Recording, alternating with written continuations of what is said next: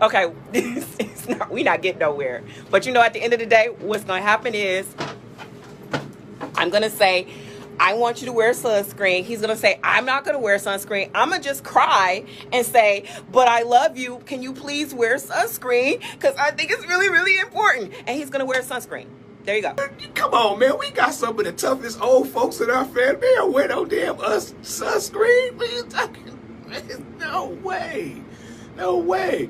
Wallet. Funny, I didn't have enough money to fill my car and my child's belly. Funny how life is. Keep writing, you will get to funny. Keep laughing. Laughter is the only thing that will make this poem funny. Like that time I wrote my first haiku along the wall of my college dorm. Funny. It was actually funny no one noticed. On the cold morning of January 7, 2024, a 49-year-old motivational speaker was discovered brutally slain inside her own bedroom at the 36700 block of McKenna Drive in Westland, Michigan. When police officers first arrived at the crime scene, the sight that greeted them was absolutely horrific. Kelly Ann Mays lay there, her body covered in multiple stab wounds and pools of her own blood, completely lifeless. Nobody in the neighborhood could have possibly imagined what had transpired until investigators uncovered the devastating truth that would shake everyone to their core. The very individual who had murdered Kelly was none other than her own husband. But what made this case even more chilling was the reason behind it. He committed this heinous act because she had confided in him about her secret, something that sent everything spiraling into darkness. This is the tragic life and untimely death of Kelly Mays. This story takes us to a peaceful suburb of Westland, Michigan. Known for its welcoming family-friendly neighborhoods, beautiful expansive parks, and a remarkably strong sense of community. Kelly Maya was born on November 21, 1974 to loving parents Ralph Mays and Janice Watkins Mays in Detroit, Michigan. She was the youngest of the 3 children her parents brought into this world and was lovingly known as Twin B by her sister Stacy, with whom she shared an absolutely unbreakable bond. Growing up, everyone around Kelly could clearly see her genuine compassion towards other people, her deep value for education, and her remarkable strength of character. And these wonderful characteristics would shine through in her entire academic journey. Kelly was a proud graduate of Detroit Public Schools where she pursued her academic dreams with absolutely relentless passion. Not long after graduating, she attended Central Michigan University where she successfully earned her bachelor's degree in psychology. And after completing that, she continued her educational path at the University of Phoenix where she earned a master's degree in counseling. But her tireless pursuit of excellence would certainly not end there. She decided to pursue yet another master's degree at CMU. As a matter of fact, in 2021, she was literally just months away from completing her second master's at CMU. But little did she know, the achievement of yet another significant milestone in her life was something that would tragically never happen. As Kelly finally stepped into her professional career, her innate compassion toward others, skillfully combined with her growing expertise, became the solid foundation of her life's work. She took on the important role of Community and Staff Training Program Manager at Adjura Health Incorporated, where she also proudly served as a mental health therapist with a specific focus on supporting children and teens. Unfortunately, all of our agents are emotionally unavailable. Goodbye. But wait, there's more. You'll also receive a pair of our limited edition twice divorced mom jeans. That's right, a special cotton blend of mistrust and self-sabotaging healthy relationships. But wait, there's more. Act now, and you'll receive the blunt end of a number 2 pencil, pulled from the thigh of an escapist father, after daughter found handwritten Father's Day card, buried under a weekend's worth of Hennessy and cocaine. Gaslighting apology from father to daughter, not included. But wait, there's more. If you're one of the first 50 callers, you'll also receive our award-winning album, Sending Mixed Messages and What Makes That Shit Toxic. Kelly's work was deeply personal to her heart. She had a truly rare ability to sit with someone in their absolute darkest moment and gently guide them toward healing and hope. Her office wasn't just a clinical space for therapy sessions. It was a genuine refuge for those who desperately needed hope. But behind the bright glow of professional success and powerful community impact, Kelly was facing the same terrifying nightmare she had built her entire career against. If you're finding these stories meaningful or informative, please consider subscribing to our channel. It really helps us keep bringing you more content like this. Somewhere around 2008, Kelly began a relationship with a man who would ultimately steer her life down a terrible and destructive direction.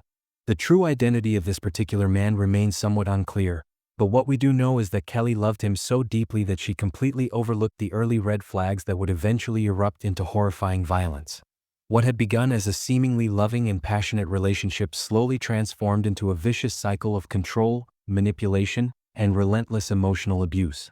And then in 2010, on her precious daughter's first birthday, this abuse would finally reach a truly terrifying climax. An argument between the two of them quickly escalated into a brutal physical assault. Kelly was left severely injured and rushed to the hospital. That traumatic moment became a defining fracture in her entire life. But it did not completely break her spirit. Instead, it sparked an incredible fire within her. After the horrific incident, she left her husband and then deep trauma that she endured from that relationship. She courageously used it to advocate strongly against domestic abuse. Whether through powerful public speaking, moving poetry, or compassionate counseling, she made it her personal mission to ensure that others wouldn't suffer in silence the way she once had. Her dedicated work became a lifeline for many survivors, and her story became a beacon of resilience and hope.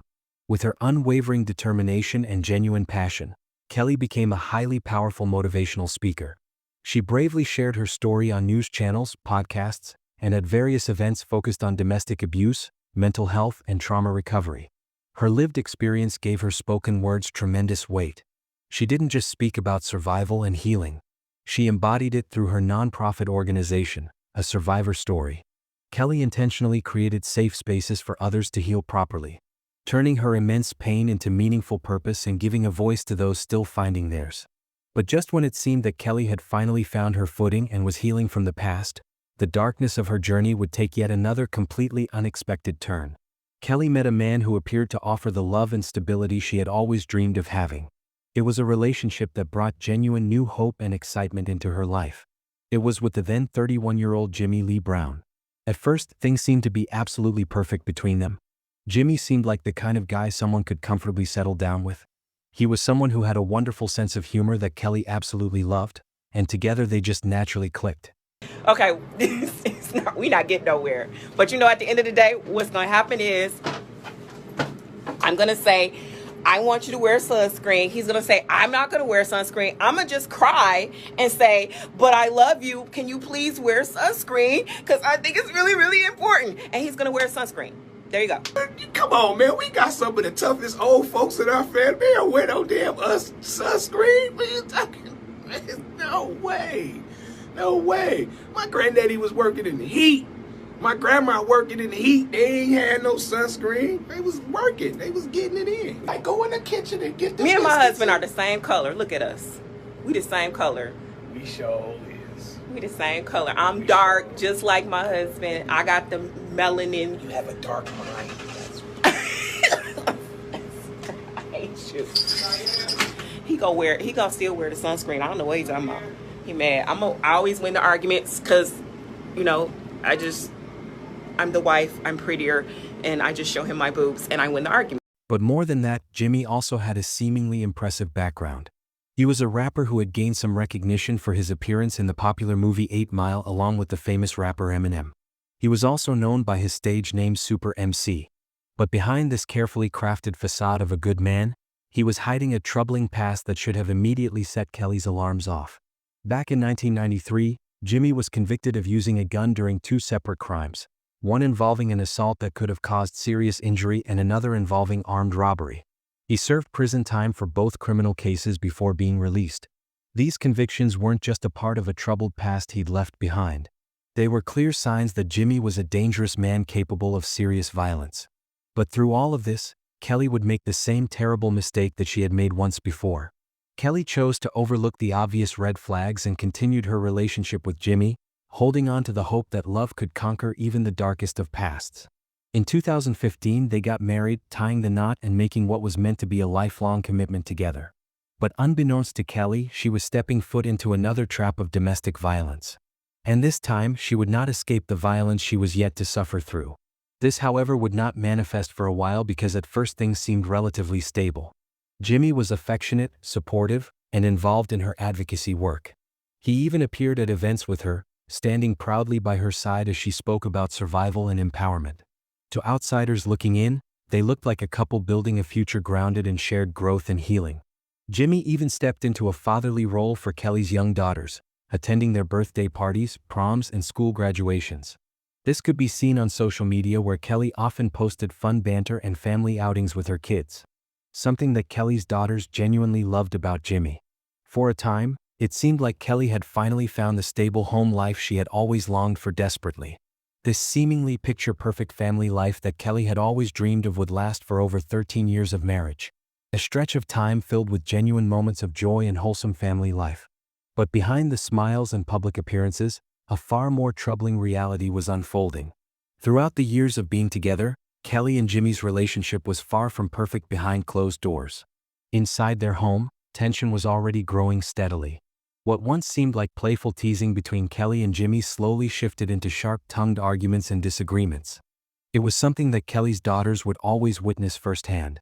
And as the years passed by, it only got progressively worse.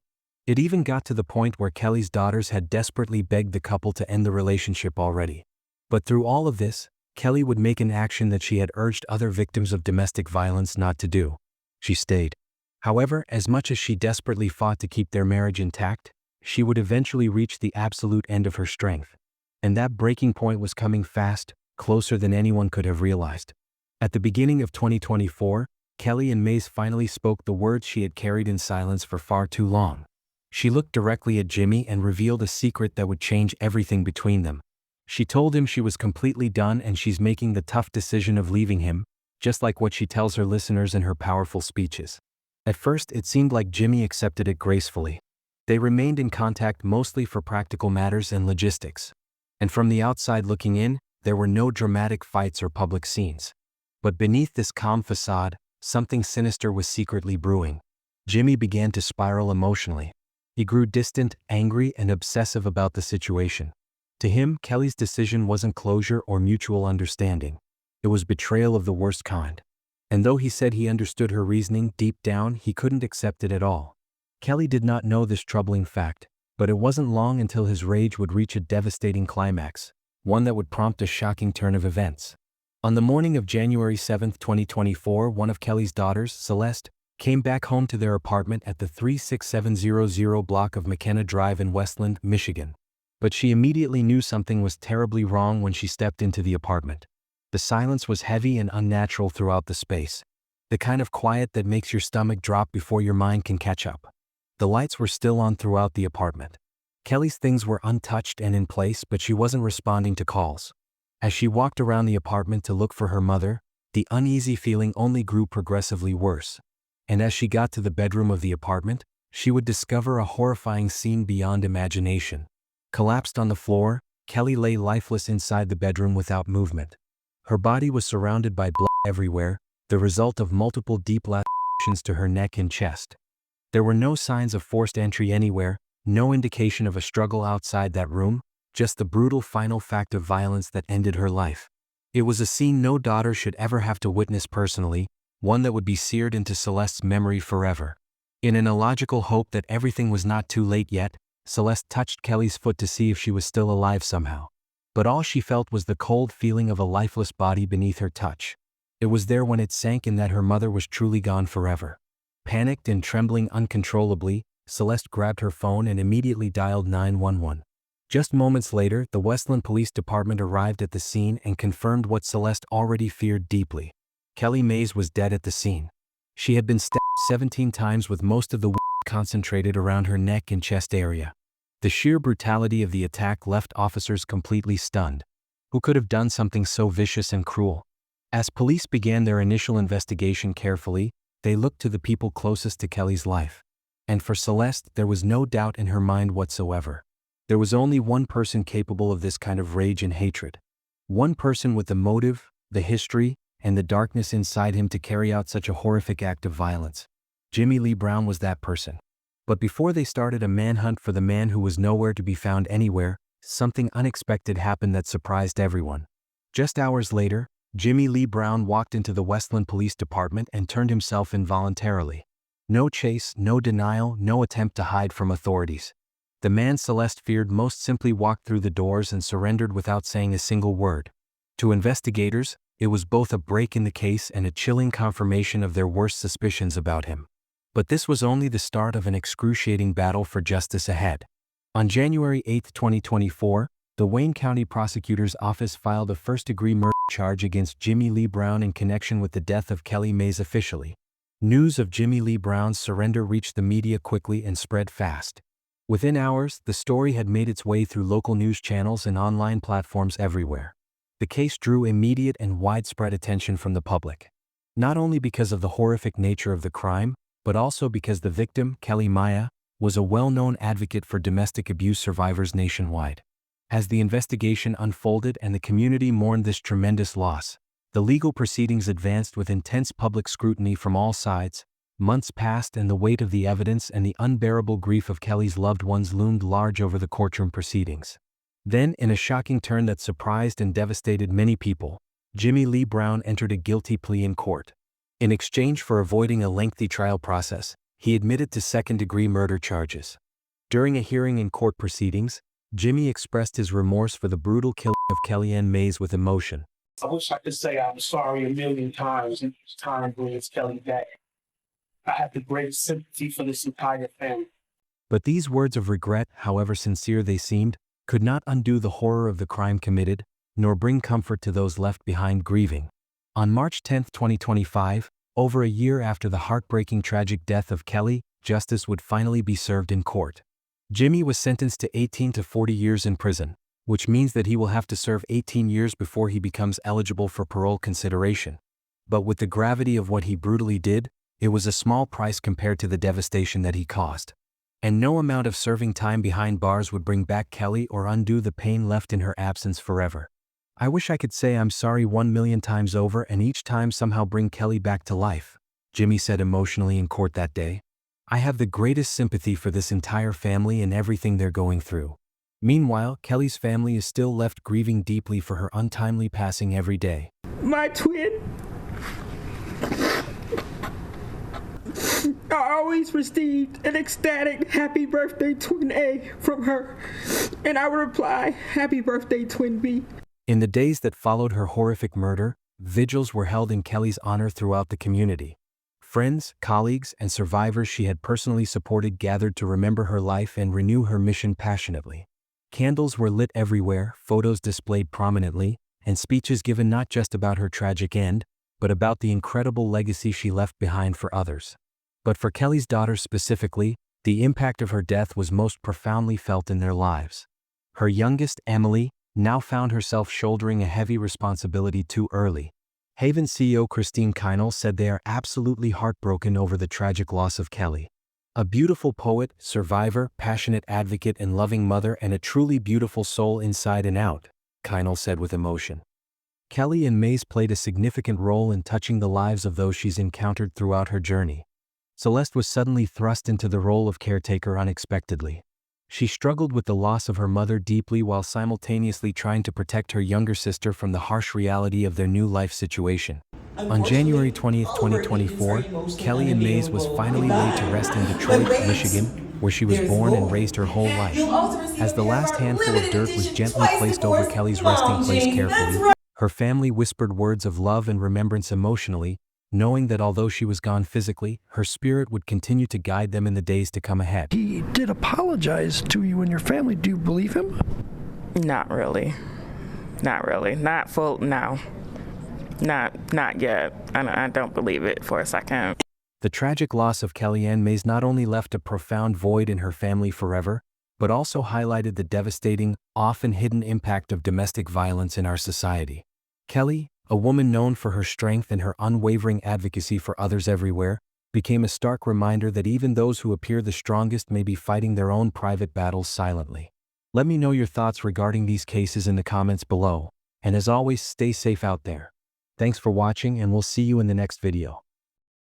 Unfortunately, all of our agents are emotionally unavailable. Goodbye. But wait, there's more. You'll also receive a pair of our limited edition twice divorced mom jeans. That's right, a special cotton blend of mistrust and self-sabotaging healthy relationships. But wait, There's more. Act now, and you'll receive the blunt end of a number 2 pencil, pulled from the thigh of an escapist father after daughter found head